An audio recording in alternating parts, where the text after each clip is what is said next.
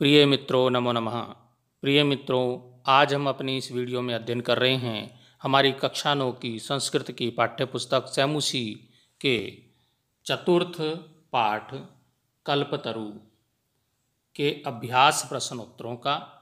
पिछले वीडियो में हम इस पाठ की कहानी को समझ चुके हैं कि कल्पतरु कल्प वृक्ष जो सभी कामनाओं को पूरा करने वाला एक वृक्ष जो कि जीमूतवाहन के उद्यान में स्थित था, उसके बारे में हम कहानी पढ़ चुके हैं। आइए अभ्यास प्रश्नोत्तरों का अध्ययन प्रारंभ करते हैं। प्रश्न संख्या एक कहता है कि एक पदेन उत्तरम लिखत। एक पद में एक शब्द में उत्तर लिखना है, तो किस प्रकार से हम एक शब्द में उत्तर लिख सकते हैं। क प्रश्न है, जीमूतवाहन कस्य पुत्र अस्ति। जीमूतवाहन किसका पुत्र है। तो जीमूतवाहन जीमूत के तो जो राजा था उसका पुत्र है। अगला हमारा प्रश्न है, संसारे अस्मिन का अनश्वरः भवति। इस संसार में क्या अनश्वर है, जो कभी नष्ट नहीं होता है। तो इस संसार में अनश्वर है परोपकार। यदि हम परोपकार करेंगे, दूसरे लोगों का भला करेंगे, तो वो हमारा यश हमेशा संसार में बना रहेगा। परोपकार कभी नष्ट नहीं होता, यहीं पर ये बताया गया है। अगले प्रश्न की ओर चलेंगे। ग जीमूतवाहना परोपकारे फल सिद्धये कम आराधयति। जीमूतवाहन परोपकार के फल को सिद्ध करने के लिए किसकी आराधना करता है। तो वो कल्पतरु, जो कामनाओं को पूर्ति करने वाला जो वृक्ष है कल्पतरु, उसकी आराधना करता है। तो इसका उत्तर हो जाएगा। अगला हमारा जो प्रश्न है वो है, जीमूतवाहनस्य सर्वभूतानुकंपया सर्वत्र किम प्रथितम। जीमूतवाहन के सभी लोगों पर जो अनुकंपा की गई, उससे उसका क्या प्रसिद्ध हुआ। तो उससे उसका यश बढ़ा, यश में वृद्धि हुई। ये यशः इसका उत्तर हो जाएगा। अगला हमारा प्रश्न है, कल्पतरु भूवि कानि अवर्षत। कल्पतरु ने भूमि पर किसकी वर्षा की। तो कल्पतरु ने भूमि पर वर्षा की, फूलों की वर्षा की, धन की वर्षा की। वसूनी धनानी, धन की वर्षा हुई कल्प वृक्ष से। अगला हमारा प्रश्न संख्या 2 की ओर चलेंगे। प्रश्न संख्या 2 क्या कहता है, अधोलिखितानां प्रश्नानां उत्तराणि संस्कृत भाषाया लिखत। नीचे जो लिखे गए प्रश्न हैं उनके उत्तर संस्कृत भाषा में लिखने हैं। संस्कृत भाषा में तो ऊपर जो हमारे प्रश्न थे वो भी हमने संस्कृत भाषा में ही लिखे हैं, लेकिन वो एक पद में उत्तर था। यहाँ पर पूर्ण वाक्य में, पूरे वाक्य में उत्तर लिखना है। हमारा प्रश्न है, कंचनपुर नाम नगरम कुत्र विभाति स्म। कंचनपुर नाम का जो नगर है वो कहाँ पर सुशोभित हो रहा है, कहाँ पर वो स्थित है। तो उत्तर इसका देखेंगे, कंचनपुरम नाम नगरम हिमवान नाम पर्वतस्य शिखरे इस विभाति स्म। तो कंचनपुर नाम का जो नगर है हिमालय पर्वत के शिखर पर स्थित है। अगला हमारा प्रश्न संख्या ख है, जीमूतवाहना कीदृशा आसीत्। जीमूतवाहन कैसा था। तो जीमूतवाहन जो है वो महान दानवीर सर्वभूतानुकंपी च आसीत्। जीमूतवाहन महान था, दानवीर था और सभी जीवों पर अनुकंपा करने वाला, दया करने वाला था। तो ये इसका उत्तर हो जाएगा। यहाँ से यहाँ तक उत्तर हो जाएगा इसका। अगला हमारा जो प्रश्न है, प्रश्न संख्या ग, कल्पतरो वैशिष्ट्यम आकरणे जीमूतवाहना किम अचिंतयत। तो इसका उत्तर हो जाएगा, कल्पतरु की विशिष्टता को सुन करके जीमूतवाहन ने क्या सोचा, ये प्रश्न है। इसका उत्तर होगा कि कल्पतरो वैशिष्ट्यम आकरण्य जीमूतवाहन अचिंत्यत। कल्पतरु की विशिष्टता को सुन करके जीमूतवाहन ने सोचा, अहो ईदृशाम अमर पादपम अस्ति। अरे यह अमर पादपम है, अमर पुष्प, अमर पौधा है, अमर वृक्ष है। अस्मात् अभिष्टम साधयामि, इससे मैं अपने अभिष्ट का साधूंगा, मतलब अपनी इच्छा पूरी करूंगा। तो ये इसका उत्तर हो जाएगा कि जीमूतवाहन ने सोचा कि जब हमारे पास ये अमर वृक्ष है तो मैं इससे अपनी इच्छाओं को पूरा करूंगा। अगला हमारा जो प्रश्न है वो है, हितैषिणा मंत्रिणः जीमूतवाहना किम उक्तवन्तः। जो हितैषी मंत्री थे जीमूतवाहन को उन्होंने क्या कहा, हितैषी मंत्रियों ने जीमूतवाहन से क्या कहा, क्या बताया उसको। तो इसका उत्तर आप देखेंगे कि हितैषिणा मंत्रिणः जीमूतवाहनः वाहनम उक्तवन्तः। हितैषी मंत्रियों ने जीमूतवाहन को कहा, युवराज, हे युवराज, यो अयम सर्वकामदा कल्पतरु तव उद्याने तिष्ठति।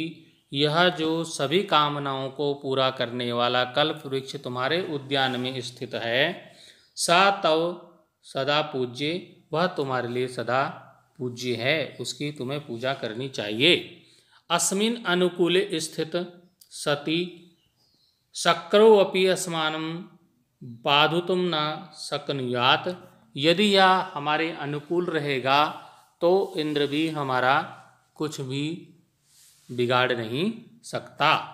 तो ये हमारा उत्तर हो जाएगा इसका कि जीमूतवाहन के मंत्रियों ने क्या कहा। अगला है हमारा प्रश्न, जीमूतवाहनः कल्पतरुम उपगम्य किम उवाच। जीमूतवाहन जब कल्पतरु के पास गया, उसके सामने जाकर उसने क्या बोला, क्या कहा। तो इसका उत्तर हम देखेंगे। उत्तर है कि जीमूतवाहनः कल्पतरुम उपगम्य उवाच। जीमूतवाहन कल्पतरु के पास गया और बोला, यत् की देव त्वया अस्मत् पूर्वेशाम अभिष्टा कामा पूरिता। हे वृक्ष देव, तुम्हारे द्वारा हमारे पूर्वेशाम, पूर्वेशाम होता पूर्वज, पूर्वजों की अभिष्ट कामनाओं को पूरित किया गया है। कि हे वृक्ष, कल्प वृक्ष, आपके द्वारा हमारे पूर्वजों की सभी कामनाओं को पूरा किया गया है। तन में कम कामम पूरः, तब मेरी भी एक कामना पूरी कर दो। यथा पृथ्वीम अदरिद्रताम पश्यामि, जहाँ कहीं भी पृथ्वी पर अदरिद्रता, गरीबी दिखाई देती हो, निर्धनता दिखाई दे, जहाँ पर दुखी लोग दिखाई दे, तथा करो तू देव, उनका भला करो, उनको जो कुछ भी उनको, उनकी दरिद्रता को, उनकी गरीबी को, उनकी निर्धनता को, उनको दुखों का अंत करो। ये वृक्ष से उन्होंने मांगा। जीमूतवाहन ने अपने लिए नहीं मांगा, जबकि उनके पूर्वजों ने हमेशा अपने लिए मांगा। लेकिन जीमूतवाहन ने सभी पृथ्वी पर रहने वाले सभी प्राणियों के लिए की कामनाओं को पूरा करने के लिए कल्प वृक्ष से कहा। तो इससे क्या हुआ, जीमूतवाहन की प्रसिद्धि सभी जगह पर फैल गई, वो प्रसिद्ध हो गया। अगला हमारा प्रश्न संख्या 3 है। प्रश्न संख्या 3 कहता है, अधोलिखित वाक्येषु स्थूल पदानि कस्मै प्रयुक्तानि। नीचे कुछ स्थूल पद हैं, यहाँ पर आपको दिखाई नहीं दे रहे होंगे। थोड़ा सा वाक्य में जो गहरा काला दिखाई दे रहा होगा वो स्थूल पद है। तो स्थूल पद को देख करके स्थूल पद किसके लिए प्रयुक्त किया गया है वो यहाँ पर हमको बताना है कि ये स्थूल पद किसके लिए यहाँ पर प्रयुक्त हुआ है। जैसे कि मैं यहाँ पे आपको बताता हूँ, यहाँ पर जो क वाक्य है इसमें स्थूल पद तस्य शुरू में दिया है, तस्य, ये स्थूल पद है। तो ये क्या हो जाएगा, क हमारा है तस्य सानो उपरि विभाति कंचनपुरम नाम नगरम। उसके ऊपर कंचनपुर नाम का नगर सुशोभित होता है। किसके ऊपर, तो ये किसके लिए, यहाँ पर ये जो प्रयोग दिया है वो तस्य हिमवते के लिए प्रयोग किया, तो इसका उत्तर हो जाएगा हिमवते, मतलब हिमालय पर्वत के ऊपर कंचनपुरु नामक नगर है। इसी प्रकार से हम अगले वाक्य में चलेंगे।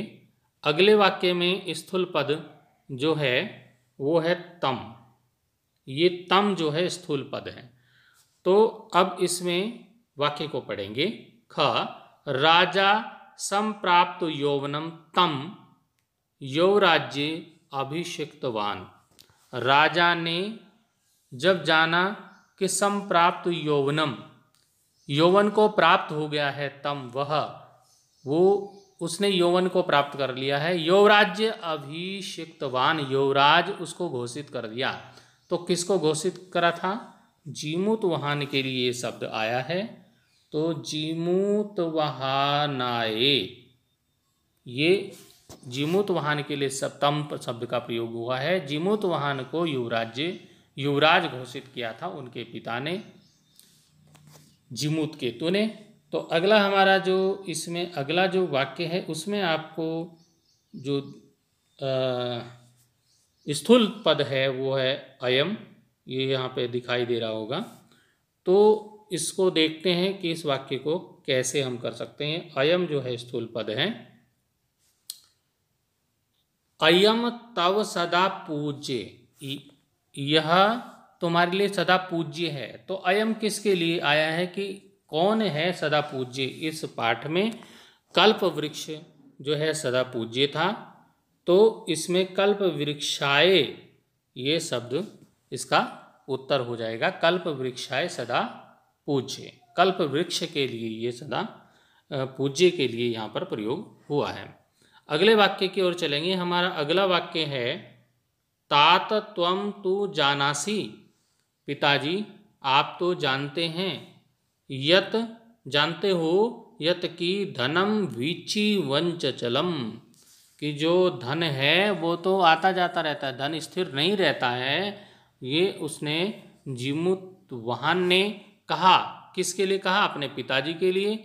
और पिताजी कौन है? जीमूतकेतु, जीमूतकेतुवे के लिए, मतलब जीमूतकेतु उनके पिताजी को कहा। किसने कहा? ये त्वम के लिए यहाँ पर प्रयोग हुआ है जीमूतकेतु का। तो ये जीमूतवाहन ने अपने पिताजी जीमूतकेतु के लिए कहा कि पिताजी आप तो जानते ही हो कि धन तो चलायमान है। मित्रों अगले प्रश्न की ओर चलते हैं। हमारा अगला जो प्रश्न है, प्रश्न संख्या 4 जो है वो है अधोलिखितानां प्रश्न पदानां पर्यायपदम पाठात् चित्वा लिखत।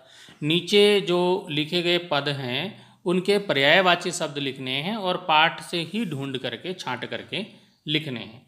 जैसे कि हमारा पहला जो शब्द है वो है पर्वतः। पर्वत के लिए क्या पर्यायवाची शब्द आएगा वो पाठ से ही ढूंढ के लिखना है, अपने दिमाग से अलग से नहीं लिखना है। भूपति का क्या पर्यायवाची शब्द पाठ में दिया है? इंद्र, धनम, इच्छितम, समीपम, धरित्रम, कल्याणम, वाणी, वृक्षा। इनके जो पर्यायवाची शब्द हैं वो पुस्तक में पाठ में क्या दिए गए हैं वही हमको यहाँ छांट करके लिखना है। तो आइए देखते हैं इनके पर्यायवाची शब्दों को। तो हमारा जो पद है और पर्याय पद है, तो हमारा पद है पर्वतः।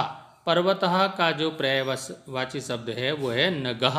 नग को भी हम क्या बोलते हैं? पर्वत ही बोलते हैं। अगला हमारा शब्द है भूपति। भूपति का हो गया राजा। इंद्रः का हो गया शक्र। धनम वसु। इच्छितम अर्थितम। समीपम अंतिकम। धरित्रम पृथ्वीम। कल्याणम हितम। वाणी को बोलते हैं वाक। और वृक्षा का हो गया तरु। तो इस प्रकार ये इनके वो पर्यायवाची शब्द हैं जो कि पुस्तक में दिए हुए हैं।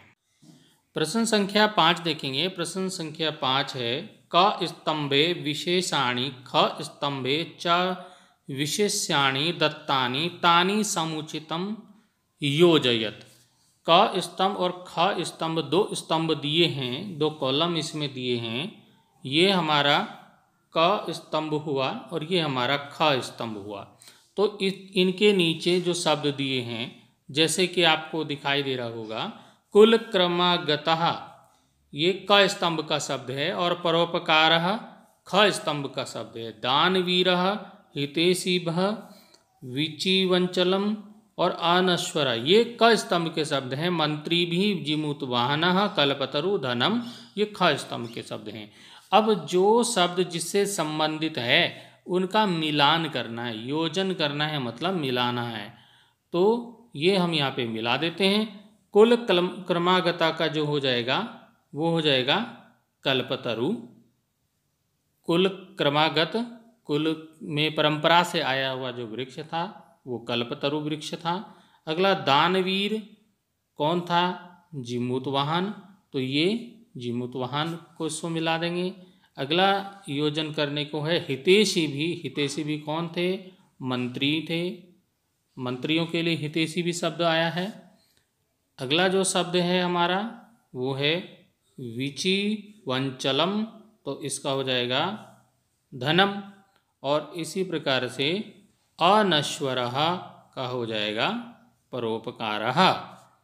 तो इस प्रकार हम इनका मिलान कर सकते हैं। अगले प्रश्न की ओर चलेंगे। अगला हमारा प्रश्न संख्या 6 है। स्थूल पदान्य अधिकृत प्रश्न निर्माणम कुरुत। अब स्थूल पद कौन से हुए? जो गहरे काले अक्षर में लिखे गए शब्द हैं वो हुए स्थूल पद। अब स्थूल पद के स्थान पर प्रश्नवाचक शब्द लिख करके प्रश्न निर्माण कर सकते हैं। जैसे कि हमारे पास स्थूल पद है तरो, तो तरो के स्थान पर हमें दूसरा प्रश्नवाचक शब्द लिख करके प्रश्नवाचक वाक्य निर्माण करना है। तरो कृपया सा पुत्रम अप्राप्नोत, तो तरो के स्थान पर आ गया कस्य और कृपया सा पुत्रम अप्राप्नोत, ये पूरा उसमें लिख दिया और अंत में हम इसमें प्रश्नवाचक चिन्ह को लगा देंगे। तो ये प्रश्नवाचक वाक्य तैयार हो गया। इसी प्रकार से ख हमारा है सा। अब इसमें जो हमारे पास शब्द है वो है कल्पतरुवे। इसके स्थान पे हमको क्या करना है? प्रश्नवाचक शब्द का प्रयोग करना है। तो आगे है निवेदयत, कल्पतरु से उसने निवेदन किया। तो इसका जब उत्तर लिखेंगे तो शुरू में तो स आ जाएगा, स वही आएगा जो ऊपर दिया है वाक्य में। कल्पतरुवे के स्थान पर आ गया कस्मय। कस्मय जो है प्रश्नवाचक शब्द है और निवेदयत जो है वो ऊपर से ही हमने लिया और अंत में प्रश्नवाचक चिन्ह का प्रयोग कर दिया। तो ये इस प्रकार से बन गया प्रश्नवाचक वाक्य। इसी प्रकार से अगला हमारा जो शब्द है उसमें हमारे पास स्थूल पद है धनवृष्टया। अब इसके स्थान पर हमने क्या लगा दिया? कया। और आगे का पूरा वाक्य कोयपि कोयपि लिख दिया, दरिद्रः दरिद्रः, नातिष्ठित नातिष्ठतः इसको लिख दिया और अंत में प्रश्नवाचक चिन्ह का प्रयोग करके ये प्रश्नवाचक वाक्य तैयार हो गया। इसी प्रकार से अगले वाक्य में चलेंगे। अगला जो वाक्य है उसमें हमारा स्थूल पद है वो है पृथिव्याम। पृथिव्याम के स्थान पर यहाँ पर हमने लिख दिया कुत्र। वाक्य था कि कल्पतरु पृथिव्याम धनानि अवर्षत, कल्पतरु ने पृथ्वी पर धन की वर्षा की। तो प्रश्न हमने बनाना है कि कल्पतरु ने कहाँ धन की वर्षा की। तो कल्पतरु के लिए कल्पतरु आ गया, धनानि के लिए धनानि आ गया, आवर्षत के लिए आवर्षत आ गया। अंत में प्रश्नवाचक चिन्ह का प्रयोग हो गया और पृथिव्याम के स्थान पर कुत्र का प्रयोग करके क्या बन गया? प्रश्नवाचक वाक्य तैयार हो गया। इसी प्रकार से अगला जो वाक्य है हमारा उसमें जीवानुकंपया ये शब्द जो है स्थूल पद है।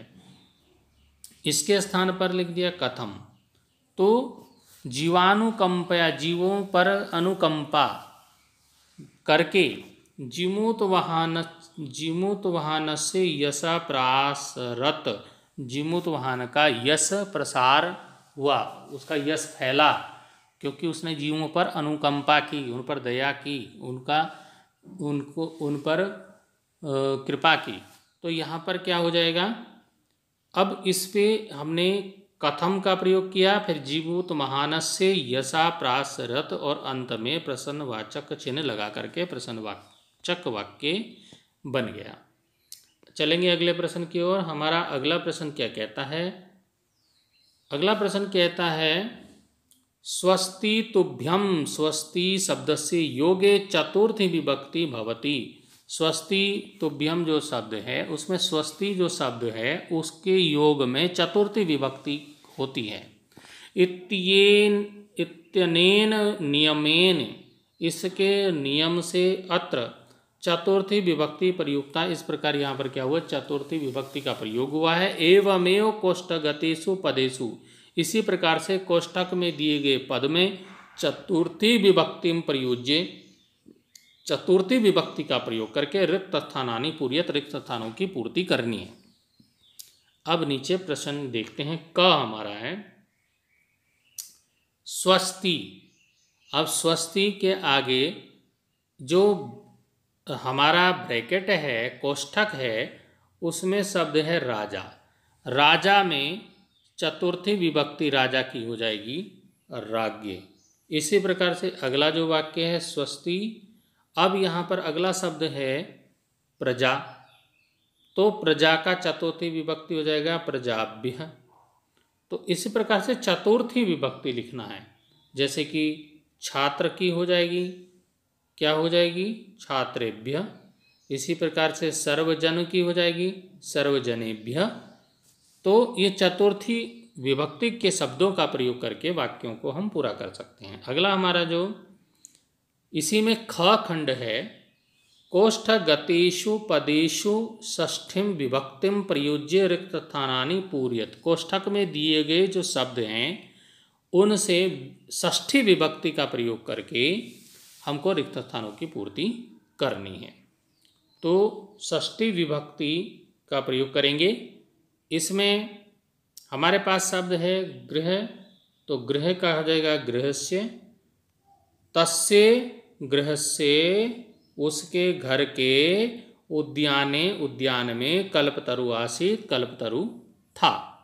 इसी प्रकार से अगले वाक्य में हमारे पास शब्द है पितृ, तो पितृ का हो जाएगा पितु। स पितु अंतिकम अगच्छत, वह पितु के पास समीप गया, पिताजी के पास गया। जीमूत वाहन अपने पिताजी जीमूत केतु के पास गया। अगला हमारा वाक्य है ग वाला, उसमें हमारे पास जो शब्द है वो है जीमूत वाहन। तो जीमूत वाहन के का षष्ठी विभक्ति जब करेंगे तो जीमूत वाहन से हो जाएगा, और इसका हो जाएगा जीमूत वाहन से सर्वत्र यश प्रथितम। जीमूत वाहन का सभी जगह यश फैल गया, प्रसिद्ध हो गया वो। अगला हमारा जो शब्द है वो शब्द है हमारे पास किम। किम का यहाँ पर कस्य हो गया षष्ठी विभक्ति में, और ये हो गया अयम कस्य तरु। यह किसका तरु है, किसका वृक्ष है। तो इस प्रकार मित्रों एक प्रश्न जो कि इसमें अतिरिक्त प्रश्न में इसमें जोड़ रहा हूँ वो है, अब इसको आप 8वां प्रश्न नाम दे सकते हैं, प्रश्न संख्या 8। यथा स्थानम समासम विग्रहम च कुरुत। यथा स्थान जहाँ पर दिया गया है वहाँ पर समास का प्रयोग करना है, समास विग्रह का प्रयोग करना है या समास लिखना है। तो ये कैसे लिख सकते हैं? हमारे पास प्रश्न खंडम और उत्तर खंडम दिया गया है। उत्तर खंडम मतलब उत्तर उसके, और प्रश्न खंडम मतलब प्रश्न। हमारे पास पहला जो शब्द है विद्याधराणाम पति, विद्याधराणाम पति को जो शब्द समास करके लिखेंगे उसका, तो वो हो जाएगा विद्याधर पति। अब हमारे पास दूसरा जो शब्द है वो है गृहस्य उद्याने। इसका जब हम क्या करेंगे, गृह उद्याने, ये गृह उद्याने का जब हमने क्या किया, समास विग्रह किया, तो ये क्या बन गया, गृह से उद्याने हो गया। इसी प्रकार से हमारे पास नगानाम इंद्र का हो जाएगा नगेंद्र। इसी प्रकार से परोपकारा का हो जाएगा परेशान उपकारा। जीवानाम अनुकंपया का हो जाएगा जीवानुकंपया। तो ये इनके समास विग्रह और समास समस्त पद ये आप देख सकते हैं। अगला हमारा इसी में प्रश्न दिया है कि उदाहरणाम अनुसृत्य, उदाहरण को देख करके आपको मतुप, मत और वत प्रत्यय प्रयोगम कृत्वा, प्रत्यय का प्रयोग करके पदानि रचयत। तो मित्रों ये प्रत्यय का प्रयोग करने को परीक्षा में आता है। तो मतुप का प्रत्यय का आप किस प्रकार से प्रयोग कर सकते हैं, इन उदाहरणों के माध्यम से समझ सकते हैं। जैसे कि यहाँ पर हमारे पास है हिम और मतुप, ये दोनों को जोड़ करके बना है हिमवान। तो इसी प्रकार से और भी शब्द यहाँ पर बन सकते हैं। जैसे कि श्री और मतुप से बन गया श्रीमान, शक्ति मतुप से बन गया शक्तिमान, धन मतुप से बन गया धनवान, बुद्धि मतुप से बन गया बुद्धिमान, और धैर्य मतुप से बन गया धैर्यवान, और गुण मतुप से बन गया गुणवान। तो इस प्रकार मित्रों की इसको मतुप का प्रयोग करके कैसे आसानी से हम शब्द बना सकते हैं वो आप देख लीजिए, क्योंकि ये मतुप का प्रयोग परीक्षा में अधिकतर आता है। तो अभी हम यहाँ पर कल्पतरु पाठ के अभ्यास प्रश्नोत्तरों का अध्ययन कर रहे थे। तो अभी हम इस वीडियो को यहीं पर समाप्त करते हैं। अगले वीडियो में अगले पाठ का अध्ययन करेंगे। तब तक के लिए धन्यवाद।